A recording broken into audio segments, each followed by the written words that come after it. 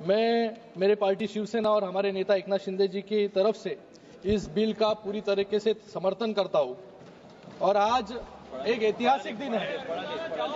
अरे बैठिए बैठिए, अरे हो गया अरविंद सावंत जी बैठिए। आप please address to this share please. आज सबसे बड़ा महत्वपूर्ण दिन है, उस पर भी आऊंगा। महत्वपूर्ण दिन है कि पहले 370, फिर ट्रिपल तलाक और आज सीए और आज गरीब मुस्लिम भाइयों के उद्धार के लिए ये वक्त का बिल इस सदन में लाया गया है। आज यहां पर कुछ साथी, अरे पुराने नहीं अभी भी हो सकते हो,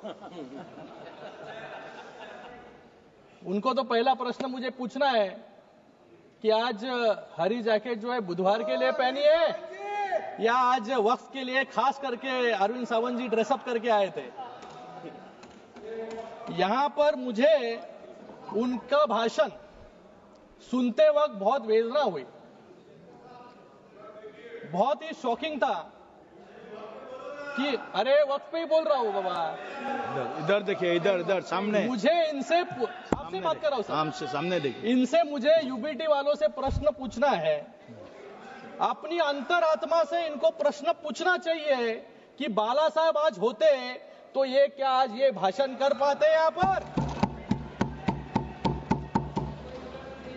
आज इस सदन में एक बात साफ हो गई, ये यूबीटी वाले किसकी विचारधारा को मान रहे हैं और ये बिल का विरोध कर रहे हैं। इनके पास एक सुनहरा अवसर था अपनी गलतियों को सुधारने का, अपने इतिहास को संभालने का और विचारधारा को जिंदा रखने का, जिसके लिए कभी बाला साहब ठाकरे जी ने आंदोलन किया था। लेकिन अफसोस यूबीटी वालों ने उस विचारधारा को तो पहले ही बुलडोजर के तले जो है चुरोड़ मुरोड़ दिया है। बाला साहब की जो विचारधारा थी वो स्पष्ट थी, हिंदुत्व की रक्षा, देश की एकता और बाकी धर्मों के लोगों के लिए सम्मान। लेकिन आज अगर बाला साहब यहां होते तो यूबीटी का डिसेंट नोट यहां पर अगर पढ़ते तो उनके आत्मा को बहुत वेदना जो है होती। मैं यहां पर यूबीटी का एक डिसेंट नोट जो है लेकर आया हूं। इन्होंने यहां पर कहा है कि नॉन मुस्लिम मेंबर वक्फ बोर्ड में नहीं होने चाहिए और उसके ऊपर वो वकालत वहां पर कर रहे थे कि जो बाला साहब हमेशा हिंदुत्व के लिए लड़ रहे थे। मुझे लगा इनको सिर्फ हिंदुत्व से एलर्जी थी, लेकिन आज हिंदुओं से भी एलर्जी जो है यूपीटी को होने लग गई है आज। और एक डिसेंट नोट में उन्होंने पॉइंट कहा, protect and preserve the properties which are personal properties dedicated by various rulers, nawabs and zamindars. हम ऐसे ही नहीं कहते कि औरंगजेब के विचारधारा पे इन लोग चल रहे हैं, अफजल खान के विचारधारा पे चल रहे हैं, लेकिन अभी उनके प्रॉपर्टी को प्रोटेक्ट करने के लिए खुलेआम जो है पत्र लिखने का काम भी यूबीटी वालों ने किया है। और इन्होंने यहाँ पे अभी कहा वैंडलाइजेशन ऑफ द औरंगजेब टूम, मतलब कौन से विचारधारा पे जो है यहाँ पर चल रहे हैं। जो औरंगजेब आज महाराष्ट्र में आया छत्रपति शिवाजी महाराज जी को पकड़ने के लिए, छत्रपति संभाजी महाराज जी को हालाल करके जिन्होंने मारा, आज उनकी वकालत करने की नौबत जो है कांग्रेस के साथ खड़े होने के बाद इस यूबीटी वालों पे आया। इन्होंने कभी पत्र लिखा नहीं, जब पालघर में साधु हत्याकांड हुआ तभी इनके मुंह से कुछ भी निकला नहीं, तभी चुप बैठे थे। लेकिन आज औरंगजेब के बारे में बात निकली तो यहाँ पे इनको जो है तिलमिलाट जो है यहाँ पर हो रही है। सुनने की आदत डालो।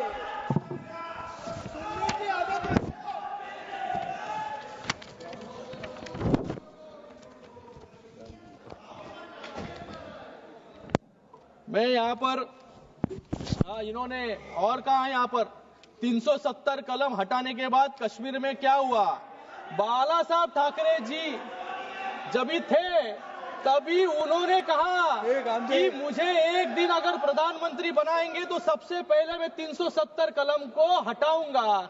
आज वो 370 कलम को यहाँ पर क्यों हटाया, ऐसा प्रश्न पूछने का काम यहाँ पर कर रहे हैं। और उसी के साथ में राम मंदिर के बारे में भी कहा इन्होंने कि जो सपना बाला साहब ने देखा था राम मंदिर का, कि राम मंदिर बनाने के बाद क्या हुआ, ये भी प्रश्न पूछने की नौबत जो है आज यूबीटी पे आ गई है। मुझे लगता है कि आज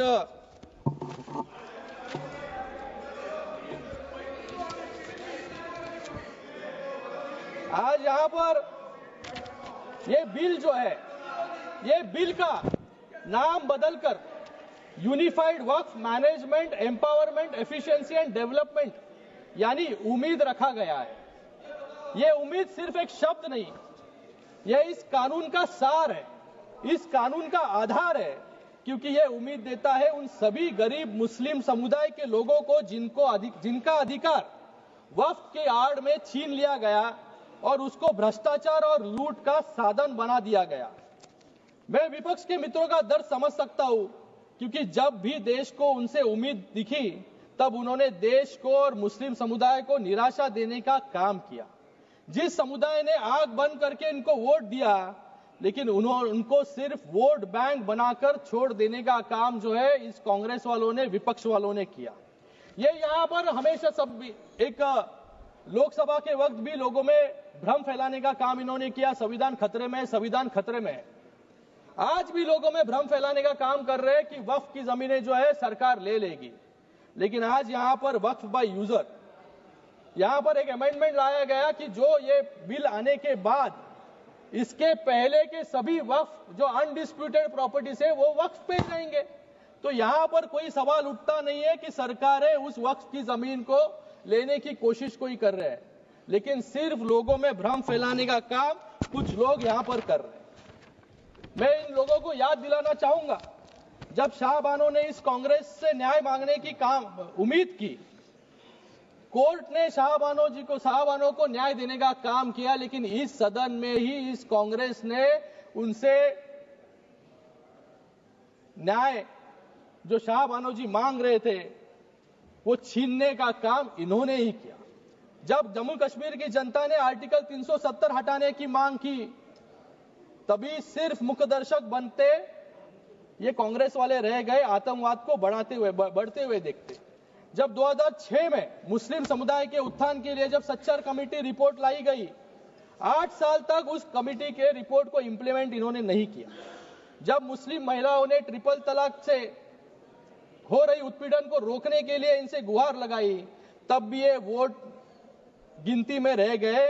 और आज नरेंद्र मोदी जी के एनडीए सरकार में 370 भी हटाया, महिलाओं के आंसू पोंछने का भी काम किया। और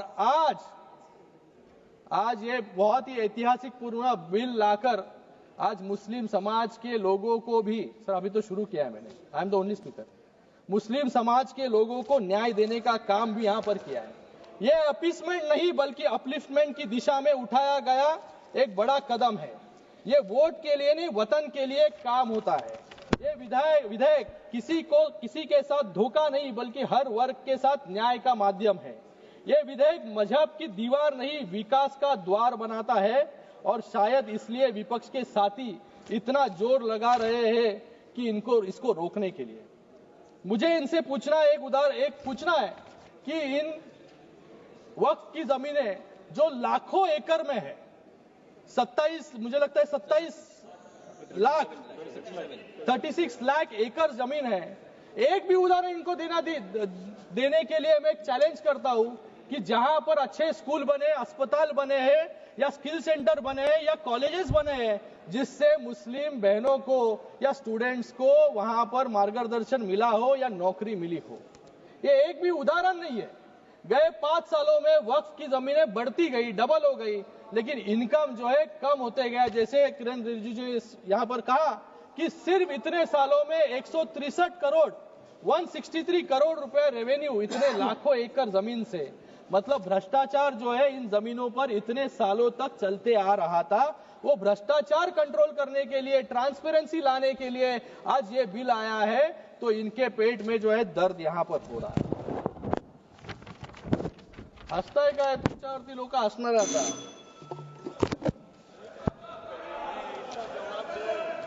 आज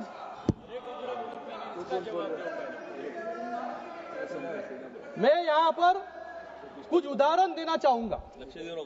यहां पर इंडिया अलायंस के सभी साथी इसका विरोध कर रहे हैं, लेकिन आज इंडिया अलायंस का एक भी मुख्यमंत्री नहीं होगा जिन्होंने अपने कार्यकाल में वक्फ बोर्ड के भ्रष्टाचार पर इंक्वायरी नहीं की हो. हमेशा ये अनकॉन्स्टिट्यूशनल वाक्य जो है यहां पर बोलते रहते हैं. मैं कुछ उदाहरण यहां पर देना चाहूंगा. 2011 में ये तृणमूल कांग्रेस की सरकार बंगाल में थी और कांग्रेस केंद्र सरकार में थी, और ममता बनर्जी ने बंगाल में 1000 करोड़ के वक्फ घोटाले की सीबीआई जांच की मांग की थी. दिल्ली में 2019 में कांग्रेस ने आम आदमी पार्टी के खिलाफ मेमोरेंडम दिया था कि दिल्ली वक्फ बोर्ड में भ्रष्टाचार हो रहा है, जिसके अध्यक्ष आम आदमी पार्टी के विधायक अमनातुल्लाह खान जो जेल भेजे गए. उत्तर प्रदेश में भी समाजवादी पार्टी के शासन के दौरान अखिलेश यादव जी की सरकार में मंत्री रहे आजम खान ने वक्फ का मंत्री होते हुए, सही है ना भाई, सही है, बाहर आपसे तो बात किया मैंने, आपको पता है, वक्फ के मंत्री होते हुए खुल्लम खुल्ला लूट मचाई. सत्ता के संरक्षण में जबरन जमीनों को वक्फ संपत्ति घोषित करके अपनी निजी जागीर बनाने की कोशिश की. आज 50 से ज्यादा मामले उन पर दर्ज है और आज जेल में वो सलाखों के पीछे है. आप समाप्त कांग्रेस ने भी उनका विरोध किया था. ऐसा ही एक और उदाहरण सामने आया है दिल्ली में, जब कांग्रेस सरकार ने रातों रात 123 कीमती और प्राइम लोकेशन पर स्थित संपत्तियों को दिल्ली वक्फ बोर्ड को सौंप दिया इलेक्शन के पहले. और तेलंगाना में भी ऐसा ही उदाहरण है कि जहां पर तेलंगाना के चीफ मिनिस्टर ने यहां पर कहा सबसे पहला मैंने विरोध किया, लेकिन आज इसी तेलंगाना में सबसे ज्यादा लिटिगेशन है. 77,000 करोड़ से ज्यादा जमीन, 77,000 एकड़ से ज्यादा जमीन वक्फ के पास है, लेकिन सिर्फ 22,000 एकड़ जमीन विवाद मुक्त है. बाकी 55,000 जमीन जो है विवाद उसके ऊपर है, क्योंकि उन जमीनों पर गवर्नमेंट सरकारी संपत्तियां हैं और गवर्नमेंट के वास्तु जो है वहां पर बने हैं. केरल में भी ऐसे ही उदाहरण है. तो मुझे लगता है कि ये जो विपक्ष इसका घड़ी घड़ी विरोध कर रही है, ये विरोध जो है, ये विरोध सिर्फ अपने पाप छुपाने के लिए यहां पर कर रहे हैं, क्योंकि पूरे पाप अब उजाले में आ जाएंगे. उन्हें डर है कि वक्फ के नाम पर की गई लूट, अवैध कब्जे और राजनीतिक सौदेबाजी अब दस्तावेजों में दर्ज हो जाएगी और जनता की अदालत में उनकी पोल खुल जाएगी. इसलिए पूरे जोरों शोरों से जो है विरोध करने का काम यहाँ पर कर रहे हैं. सर समाप्त कीजिए महोदय, समाप्त. और भी बहुत यहाँ पर उदाहरण है सर. यहाँ पर कुछ लोगों का मैं भाषण सुन रहा था सर. यहाँ पर गौरव गोगोई जी कह रहे थे कि लोग रिफॉर्म ला रहे हैं, बिल से समस्या बढ़ेगी. मैं कहता हूं यहां पर बिल से जरूर समस्या बढ़ेगी, लेकिन किसकी बढ़ेगी? जिन्होंने यहां पर लूट मचाया और भ्रष्टाचार किया, उनके लिए जो है यहां पर बिल से दिक्कतें जो है बढ़ने वाली है. यहां पर इन्होंने कुछ कहा कि अंग्रेजों के लिए मर्सी पिटीशन लिखा था. मैं यहां पर यूबीटी वालों से पूछना चाहूंगा कि बाजू में बैठ के जिन्होंने सावरकर जी को गाली देने का काम किया, उनके ऊपर प्रश्न पूछने का हिम्मत इन पे नहीं है. लेकिन ये भूल गए अफजल गुरु के लिए किसने पिटीशन दायर की थी, किसने जो है अफजल गुरु को. समाप्त कीजिए आप, प्लीज कंक्लूड. मैं यहाँ पर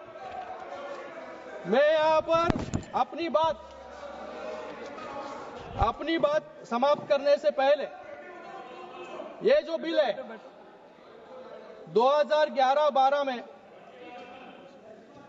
25% मुसलमान गरीब रेखा से नीचे थे.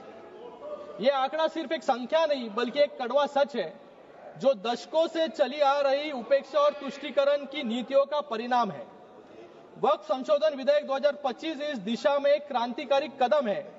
यह बिल न तो किसी समुदाय के खिलाफ है, न ही किसी के धार्मिक भावनाओं को ठेस पहुंचाने के लिए। यह बिल पारदर्शिता लाने का वादा करता है। ये वक्फ संपत्तियों को अवैध कब्जों से मुक्त करने का संकल्प लेके आता है। धन्यवाद माननीय महोदय, धन्यवाद। सबसे बढ़कर एक लाइन में खत्म। सबसे बढ़कर ये उन मुसलमानों को सशक्त बनाने का रास्ता खोलता है जिन्हें सालों तक कमजोर रखा गया। वक्फ की संपत्तियों जो मुस्लिम समुदाय के कल्याण के लिए थी, लंबे समय से भ्रष्टाचार, कुप्रबंध और अतिक्रमण की भेंट चढ़ती रही।